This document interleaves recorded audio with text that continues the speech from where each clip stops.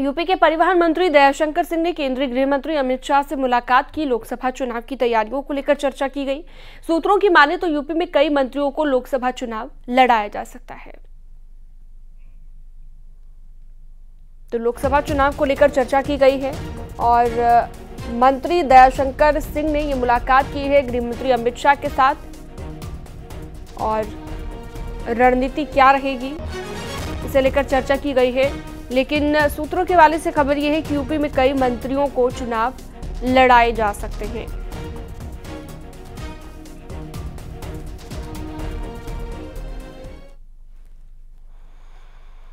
UP में भारत न्याय यात्रा का रूट फाइनल हो गया है। वाराणसी से शुरू होगी राहुल गांधी की यात्रा। यूपी में 11 दिनों तक 20 जिलों का भ्रमण करेंगे राहुल गांधी और यात्रा से संगठन में जोश भरेगी कांग्रेस। प्रयागराज, अमेठी, रायबरेली जाएगी यात्रा।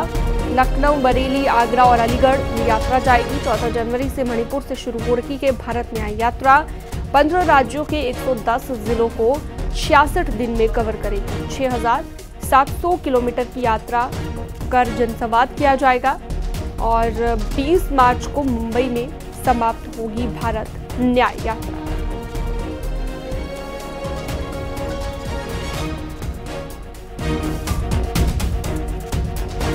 उत्तर प्रदेश में भी यह यात्रा 11 दिनों तक 20 जिलों का भ्रमण करेगी। वहीं राहुल गांधी इस यात्रा के जरिए उत्तर प्रदेश में पीएम के संसदीय क्षेत्र वाराणसी से एंट्री करेंगे। ऐसे में राहुल गांधी का वाराणसी से एंट्री करना भी एक सियासी रणनीति है। ऐसा माना जा रहा है कि उत्तर प्रदेश में आने वाले दिनों में सियासी तपिश और बढ़ने वाली है।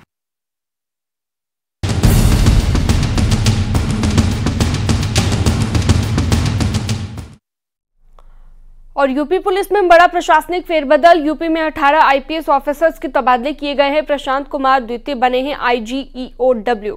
जोगेंद्र कुमार को बना दिया गया है IG कानपुर रेंज और अखिलेश चौरसिया बने हैं DIG एंटी करप्शन।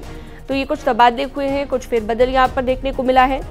और कलानिधि नैथानी बने हैं DIG झांसी रेंज। S आनंद STF के DIG बनाए गए हैं। डॉक्टर ओम प्रकाश सिंह बने हैं वाराणसी रेंज। देवरंजन वर्मा SP बलिया बना दिए गए हैं। इसके अलावा अभिषेक सिंह SP मुजफ्फरनगर बनाए गए हैं। संजीव सुमन को SSP अलीगढ़ बना दिया गया है। वृंदा शुक्ला SP बहराइच। प्रशांत वर्मा बने हैं SP रेलवे लखनऊ। अपर्णा रजत कौशिक बनी है SP कासगंज और अभिषेक अग्रवाल SP रायबरेली बनाए गए हैं।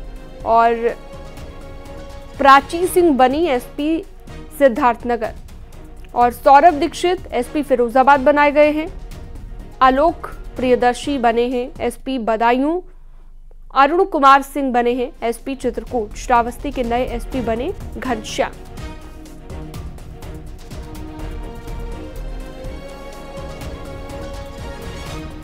तो ये बड़ा फेरबदल देखने को मिला है यूपी पुलिस में। और दिल्ली NCR में कड़ाके की सर्दी पड़ रही है। उत्तर प्रदेश में भी कोहरे और ठंड का असर देखने को मिल रहा है। कोहरे के चलते विजिबिलिटी एकदम कम हो गई है। सर्दी के सितम से लोग परेशान हो गए हैं। तो आम लोगों को परेशानी का सामना करना पड़ रहा है, जैसा कि तस्वीरों में भी आप देख रहे हैं। और कोहरे का कहर भी लगातार जारी है। इस बीच ठंड की वजह से ठिठुरन और ज्यादा बढ़ गई है। आम लोग परेशान भी हो रहे हैं। और कोहरा आप देखिए कितना ज्यादा हो चुका है। ये यूपी के कई जिलों का हाल है। विजिबिलिटी न के बराबर हो गई है। अलाव जलाकर लोग ठंड से बचने की कोशिश कर रहे हैं और अलाव एकमात्र सहारा बचा है इस बढ़ती सर्दी में।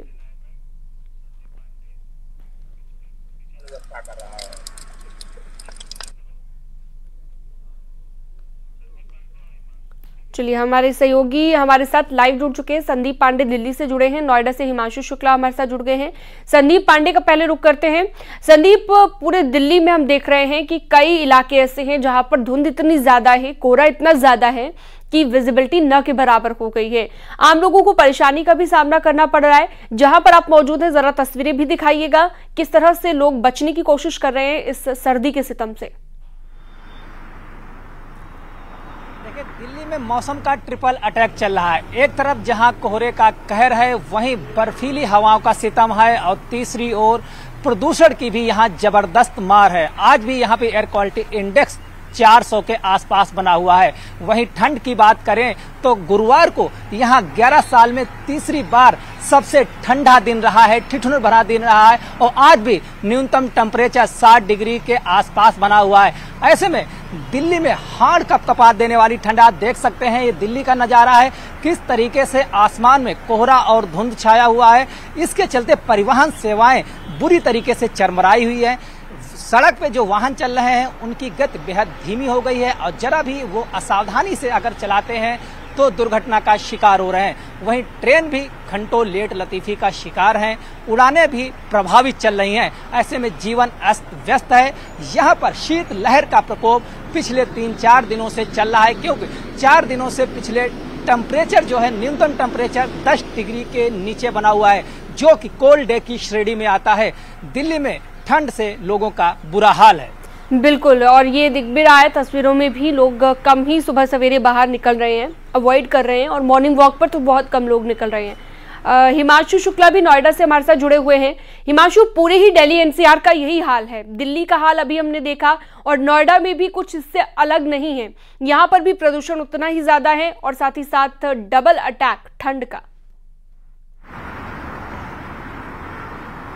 देखिए, जाहिर तौर पे शीना में स्थिति दिन प्रतिदिन जो है वो खराब होती जा रही है और ठंड लगातार बढ़ रही है। ठंड की वजह से जो आम आदमी है उसका जीवन अस्त व्यस्त है और इस समय हम डीएनडी पर मौजूद हैं। यहाँ पर आप देखेंगे नोएडा दिल्ली की कनेक्टिविटी है और सुबह का वक्त है, लिहाजा आप देखेंगे कि हेडलैम्प्स, फॉग लैम्प्स जलाकर जो वाहन चालक है वो गाड़ियां चला रहे हैं। और सबसे बड़ी बात है कि आज एक बार फिर प्रदूषण बढ़ा है, रेड जोन में पहुंच गया है प्रदूषण, यानी खराब श्रेणी में प्रदूषण है। नोएडा और ग्रेटर नोएडा का एयर क्वालिटी इंडेक्स 350 के करीब दर्ज किया गया है। इसके अलावा कोहरा भी देखने को मिल रहा है और कोहरा जो है वो खुले क्षेत्रों में ज्यादा देखने को मिल रहा है। मैं कैमरामैन से रिक्वेस्ट करूंगा कि आपको एक यहाँ पर बिल्डिंग दिखाएं जो मेरे नजदीक है और वहां पर एक स्क्रीन लगी हुई है, सिर्फ स्क्रीन दिख रही है और आप बिल्डिंग देखेंगे तो पूरी तरीके से धूमिल है, गायब है। लिहाजा इससे अंदाजा लगाया जा सकता है कि कोहरा और प्रदूषण का डबल अटैक लोगों को देखने को मिल रहा है और उसके बाद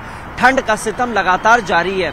और इसकी वजह से यहाँ पर आप देखेंगे कि जो अथॉरिटीज हैं, जो जिला प्रशासन है, जो पुलिस है, जो ट्रैफिक व्यवस्था है, उसको लेकर लगातार लोगों की भी जागरूकता की जा रही है। माइक से जागरूकता की जा रही है ताकि हादसों में कमी लाई जा सके। हर साल देखते हैं कि बड़े हादसे होते हैं कोहरे की वजह से, विजिबिलिटी बहुत कम हो जाती है और आज विजिबिलिटी की भी अगर बात करें तो जो करीब 400 से 500 के आसपास विजिबिलिटी हुआ करती थी वो 200 मीटर के आसपास रह गई है। लिहाजा सावधानी से चलाएं, यही न्यूज़ 18 भी अपील करता है तमाम लोगों से कि सड़क पर सुरक्षित रहें और सामने वाला भी सुरक्षित रहेगा। आप देखेंगे कि जो वाहन है वो अपनी धीमी रफ्तार से चल रही है। ये डीएनडी है, यहाँ फर्राटा भरते हैं वाहन क्योंकि विजिबिलिटी बहुत कम है। लिहाजा सुरक्षित रहने के लिए वाहन चालक अपना फॉग लैंप्स भी जला रहे हैं, हेडलैम्प्स भी जला रहे हैं और स्पीड भी लिमिट की गई है। और इसी को देखते हुए एक्सप्रेस वे पर खासतौर पे और हिमांशु ये जरूरी भी हो जाता है कि अपनी सुरक्षा का ध्यान रखें, साथ ही सामने वाले की सुरक्षा का भी ध्यान रखें। जो नियम है उनका जरूर पालन करें, ऐसे वक्त में और ज्यादा जरूरी हो जाता है। मोहम्मद कामिर कुरैशी भी हमारे साथ जुड़े हुए हैं आगरा से। मोहम्मद कामिर, आपसे ये समझना चाहेंगे कि ताजनगरी आगरा की क्या तस्वीर है। दिल्ली एनसीआर का हाल तो हमने देख लिया, लेकिन वहां पर क्या तस्वीर है, जरा दिखाइएगा। बिल्कुल, देखिए आगरा में दिन प्रतिदिन ठंड का सितम लगातार जारी होता जा रहा है। ठंड अपना जो पारा है उसका पारा लुढ़कता जा रहा है। आगरा में न्यूनतम तापमान 9 डिग्री सेल्सियस बीती रात को दर्ज किया गया, तो लेकिन हर दिन के मुकाबले जो कोहरा है वो आज कम है, लेकिन शीत लहर है उससे लोगों को खासा परेशानी हो रही है। तस्वीर सबसे पहले आपको दिखा देते हैं। आगरा का फतेहाबाद रोड है ये, यहाँ पर प्रतिदिन हजारों की संख्या में वाहन चलते हैं, लंबी लंबी कतारें वाहनों की देखने को मिलती हैं। लेकिन जिस तरीके से सर्दी लगातार बढ़ती जा रही है उसके बाद से लोग अपने घरों में कैद हैं, काफ़ी देर से घरों से निकल रहे हैं। जो कोई बहुत ही ज़रूरी काम है तभी वह लोग घर से निकल रहे हैं। तो कुल मिलाकर कहा जा सकता है आगरा में सर्दी लगातार बढ़ती जा रही है। हालांकि कोहरा कम है लेकिन शीतलहर है और यही वजह है कि आगरा में जो लगातार जो ट्रेनें हैं, कुछ ट्रेनें लेट चल रही हैं तो कुछ ट्रेनों को निरस्त कर दिया गया है। तो वहीं आगरा प्रशासन ने जो मॉर्निंग वॉक पर लोग चलते हैं उनसे अपील की है कि मॉर्निंग वॉक को बूढ़े हों या फिर बच्चे हों उसको इग्नोर करें। अभी फिलहाल मॉर्निंग वॉक पर कहीं नहीं जाएं।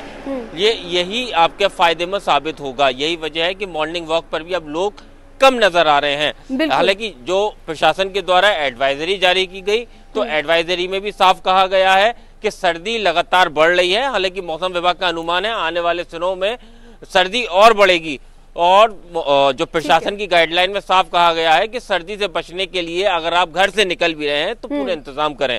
न्यूज़ 18 भी बार बार अपील करते हुए दिखाई दे रहा है कि बेहद जरूरी हो तभी अपने घर से बाहर निकलें। डॉक्टर्स भी यही कह रहे हैं कि बहुत जरूरी हो तभी इतने कोहरे में आप मॉर्निंग वॉक के लिए निकले। इससे आपको हेल्थ बेनिफिट कम होंगे, बल्कि जो डस्ट पार्टिकल होते हैं वो और ज्यादा आपकी हेल्थ को खराब कर देंगे, ऐसा डॉक्टर्स कह रहे हैं। न्यूज़ 18 अपील करता है कि बहुत जरूरी है तभी आप मॉर्निंग वॉक के लिए घर से बाहर निकले। हमारे तमाम सहयोगी जुड़े रहे हमारे साथ, बहुत शुक्रिया आपका।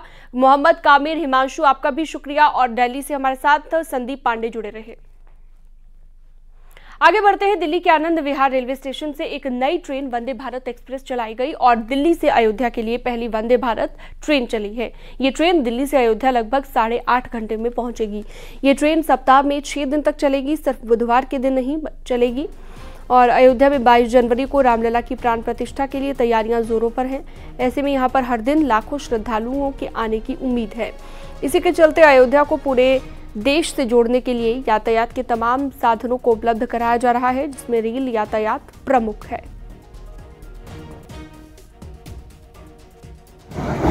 ये जो तस्वीर अपनी टीवी स्क्रीन पर देख रहे हैं ये है भारत की high saving train Vande Bharat.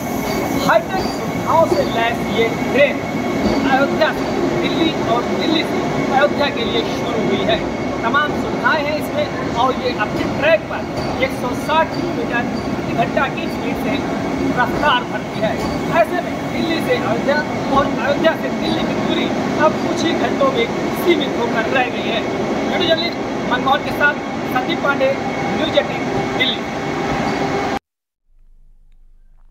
UP के पूर्व मुख्यमंत्री कल्याण सिंह की आज जयंती है और जयंती पर आयोजित पुष्पांजलि कार्यक्रम में सीएम योगी आदित्यनाथ शामिल होंगे। कल्याण सिंह को सीएम योगी श्रद्धांजलि देंगे और कार्यक्रम का आयोजन सुबह 10:15 बजे लखनऊ के मॉल एवेन्यू में होगा।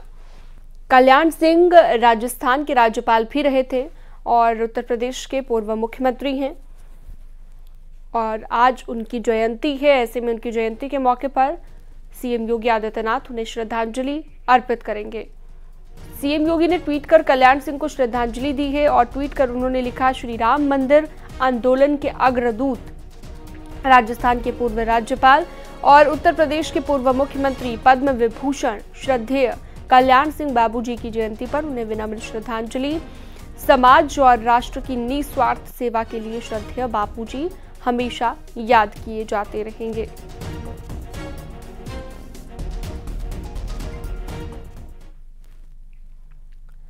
मिशन 2024 में जुटी बीजेपी की आज बड़ी बैठक लखनऊ में होने जा रही है। प्रदेश अध्यक्ष भूपेंद्र चौधरी की अध्यक्षता में सुबह 11 बजे लखनऊ में बैठक होगी। लोकसभा चुनावों को लेकर बीजेपी के सभी मोर्चों की संयुक्त बैठक होगी और बीजेपी के प्रदेश अध्यक्ष भूपेंद्र चौधरी और महामंत्री संगठन धर्मपाल मौजूद रहेंगे।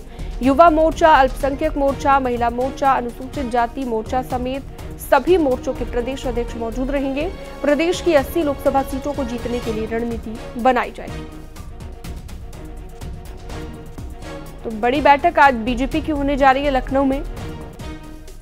भूपेंद्र चौधरी की अध्यक्षता में ये बैठक होगी और लगातार लोकसभा चुनाव को ध्यान में रखते हुए बीजेपी बैठकें कर रही है और लगातार बैठकों का दौर जारी है। इसी कड़ी में आज भी एक महत्वपूर्ण बैठक प्रदेश की 80 लोकसभा सीटों पर मंथन को लेकर होने वाली है। यूपी बीजेपी के प्रदेश अध्यक्ष भूपेंद्र चौधरी की अध्यक्षता में ये बैठक होगी। महामंत्री संगठन धर्मपाल भी मौजूद रहेंगे।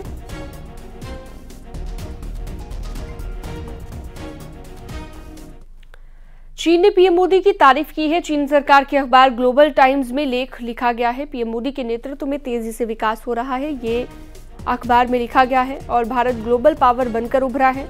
ग्लोबल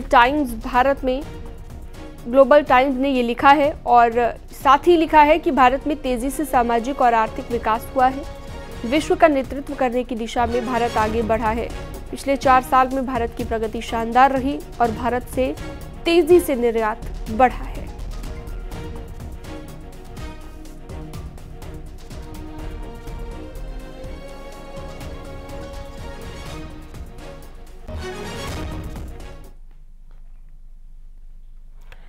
शिकायतों और अपीलों की ई फाइलिंग ऑनलाइन सुनवाई की सुविधा के लिए सॉफ्टवेयर का शुभारंभ आज सीएम योगी करेंगे। इससे जुड़े मोबाइल ऐप का भी शुभारंभ सीएम योगी करेंगे और कार्यक्रम आज आरटीआई भवन लखनऊ में आयोजित किया जाएगा। साथ ही लखनऊ में नो योर आर्मी फेस्टिवल का भी उद्घाटन सीएम योगी करेंगे। सेना के हथियारों का भी यहां पर प्रदर्शन होगा।